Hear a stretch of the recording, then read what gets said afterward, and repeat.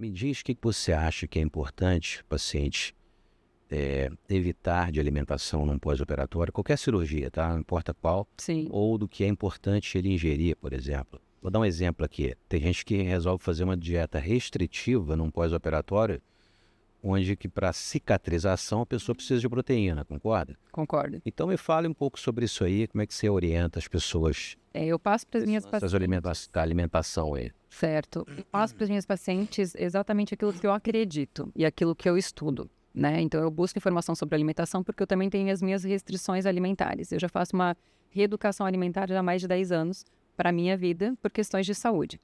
E eu vi que, com o tempo, isso foi trazendo uma melhora para a minha saúde.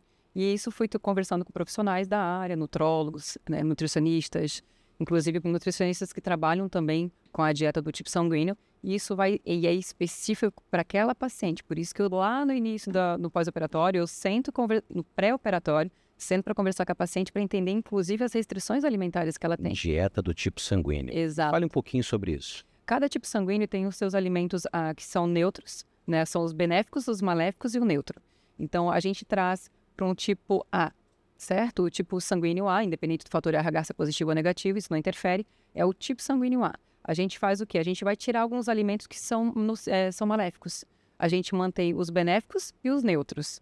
Então, a gente libera esse tipo de alimento. Para o tipo A carne vermelha é extremamente maléfica. Então, eu não vou trazer esse tipo de comida para aquela paciente, certo? Então, a gente vai adaptando aqueles alimentos, a fruta, verdura, legumes e proteínas para aquela paciente daquele tipo sanguíneo. Também com a questão da necessidade do corpo dela. Então, a gente tem que respeitar isso. O que eu faço muito com as minhas pacientes, se a paciente está no pós-operatório, o corpo dela está totalmente demasiado, o corpo inchado, demasiado, o metabolismo lento, e a gente sabe que demora alguns dias para ele começar a funcionar direito. O que eu faço com o metabolismo desses? Eu vou encher a paciente, fica à vontade, coma lá uma feijoada, coma uma carne, enche de pão. Faço isso com a minha paciente, eu não posso fazer isso.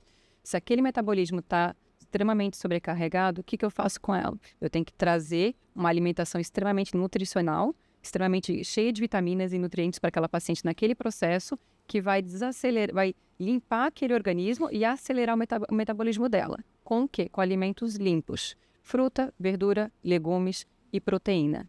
Então, eu faço esse tipo de alimentação. A gente vai tirar o quê? Se o corpo está inflamado, o que eu faço? Eu coloco mais alimento que vai trazer uma inflamação celular, ou eu tiro esse alimento que vai causar uma inflamação celular? Eu tiro para eu conseguir fazer com que aquele corpo consiga desinflamar o mais rápido possível e acelerar aquele metabolismo. Beleza. Dá um exemplo, então, de alimentos que você tira no pós-operatório. Depois me lembra de eu te contar uma mini historinha minha com um paciente que faz sentido aí. Dá alguns exemplos para o pessoal. Minhas pacientes ficam malucas quando eu digo isso, porque ninguém quer tirar, né, o pãozinho do café da manhã, mas é pão, é glúten, é lactose. A gente tira esse tipo de alimento, porque ele vai trazer uma inflamação. O que a gente faz? A gente substitui. Tanto que eu passo receitas de alimentos, elas podem fazer o pãozinho delas todo dia de manhã, pãozinho de frigideira, questão de 3 minutos, 4 minutos está pronto. E é um pão saudável, que não vai trazer inflamação para aquele corpo. E a gente faz leite de castanha de caju, de grãos, enfim, a gente faz de coco, que fica uma delícia também. A gente faz a substituição. Sei que vocês de início vocês não gostam, mas depois todos vocês aprendem a gostar daquilo ali. Inclusive, elas adaptam isso para a vida delas, porque elas entendem o benefício daquilo ali. Elas sentem no corpo dela a desinflamação celular e a movimentação daquele organismo. Então, isso é muito vivo para elas, né? Eu tiro o glúten, lactose, e a gente reduz a carne vermelha no início. Carne vermelha, carne de porco, frutos do mar, porque a gente tem pacientes, tá? Se for assado, bem assadinho, uma carne de porco, se for bem assadinho, um peixe, eu não gosto de liberar isso para elas. Vocês não me escutem agora não, tá? Isso, eu não gosto de liberar porque a gente sabe como é que elas são, né? Se a gente der uma brechinha ali, elas acabam fazendo. Eu estou até do lado dos pacientes. A pessoa está operada, não pode se mover, não pode sair de casa. Eu deixo comer o que quiser, mas Agrado, né?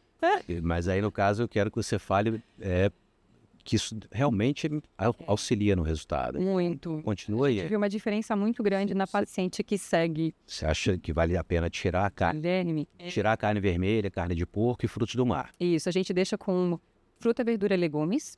Eu faço, inclusive, ele passa o cardápio para elas lindinho, tudo prontinho, que ela é liberada. Você passa o cardápio, tá? Isso é muito bom. Faço. Elas fazem, elas podem fazer o pãozinho delas, a pizzazinha delas sem glúten, sem lactose. A gente pode fazer uma substituição muito grande hoje, né? A gente tem essa variedade de farinhas, de grãos. Inclusive, quem não gosta de queijo, quem gosta de queijo, mas não quer tirar o queijo da pizza ou do sanduíchezinho, do pão sem glúten, você pode colocar queijo de mussarela de búfala. Né, mussarela de búfala, tem o queijo Minas de búfala, que é sem lactose, então você pode fazer essa introdução. A gente substitui as alimentações ali. Então, tu substitui esse tipo de alimento, trazendo mais qualidade para essa paciente. E elas veem essa diferença, e não tem nada melhor do que isso, porque o resultado delas também está muito em cima da alimentação. Johanna. Me conta a tua história, cara. Não, vou contar, mas uma coisa, tudo isso que você falou aí é uma dieta importante não para o pós-operatório, hein? Seria para a vida da pessoa. Eu, por exemplo, não como lactose, deve ter uns 5 anos. Leite eu não bebo mesmo desde da infância. Mas você tem restrição? Não. Mas tu não sente uma diferença maior no teu corpo? Tu não vê que ele tá mais fluídico, mais leve, com... Não, depois me sinto bem. Incha, né? Sim, até porque quando você vai num jantar, num almoço, faz uma viagem, você não vai ser aquele antissocial que, olha, vem uma pizza, dá para ser sem queijo e sem não sei o que, não sei... Não. Pode abrir essa... Não é meu dia a dia, mas quando eu como queijo gordo, por exemplo, cheddar, eu sinto uma super diferença. Até, assim, meu humor, entendeu? A digestão daquilo ali fica pesada. Fica pesado, você não consegue fazer uma atividade física legal, então, até mesmo para o trabalho. Sim. Até mesmo para antes de uma cirurgia minha, eu modifiquei muito. Então, tudo isso que você está falando faz muito sentido. Essas coisas aí mais modernas que não são tão modernas assim, vou te falar, viu? Tem umas dietas aí que são bem antigas, que é isso aí, não come lactose, evita pão e tudo mais. Mas funcionamento do corpo de uma forma mais limpa, né? Eu tenho intolerância a glúten e à lactose, né? Tenho intolerância à lactose e rejeição ao glúten. E depois que eu comecei a fazer essa introdução para a minha vida, não é só para um período e outro. Eu tento não abrir brecha.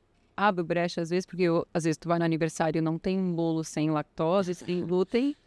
É uma pena, eu entendo, mas tudo bem. A gente sabe que não é todo mundo que é adaptado a esse tipo de alimentação. Mas eu abro brecha. Eu sei que eu vou passar mal, tá tudo bem. É só aquele momento. No dia seguinte eu vou ter que arcar com as consequências daquela escolha de ter consumido aquele tipo de alimento. Beleza. Mas eu trago isso para minha vida mais de 10 anos, exatamente porque eu vejo a diferença no meu corpo. Cabelo, pele, o funcionamento do meu intestino, o meu corpo inteirinho desinchei. Eu sinto muito mais vitalidade, muito mais energia, trazendo uma alimentação rica e viva para mim. O que é alimentação limpa? É uma alimentação que é de frutas, verduras e legumes. E proteína? A proteína ela sempre precisa ter. E você pode ser num ovo, pode ser num frango, pode ser numa carne. E aí eu faço a parte, no pós-operatório, existe a fase de cada parte de alimentação. Então a gente inicia limitando essa questão de fruta, verdura e legumes. A gente libera frutas, verduras e legumes, a gente limita o glúten, lactose e as carnes. A gente só libera a carne branca, certo? Peixe se for muito assado, se não é só frango. Quando elas passam no processo de 5 dias, a gente começa a fazer a introdução do alimento da carne vermelha. O fígado, ele é liberado. Eu libero o fígado antes exatamente por questão do ferro. Ferro, reposição, tá certo. Exatamente, junto com os sucos que a gente passa as receitinhas ali para trazer mais vitalidade e vitamina para elas. Então, cada fase do pós também tem a questão da alimentação que a gente vai readaptando em cada fase do pós-operatório dela, que é necessário para o resultado dela também. Sim.